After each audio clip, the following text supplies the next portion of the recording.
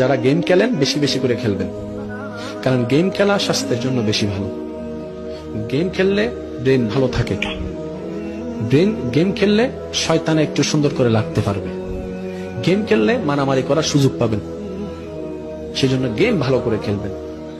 আর যারা আল্লাহর পথে আসতে চান তারা বাদ দেওয়ার চেষ্টা করবেন। বুঝাতে পারিনি মনে কথাটা? আমি হ্যাঁ বলেছি, ঠিক আছে, গেম খেলেন, খেলবেন না কেন? এই বয়সে না খেলে কি বুড়ো বয়সে খেলবেন নাকি? কিন্তু গেমে যেন আপনাকে না খেলে। বুঝেন না আমার কথা?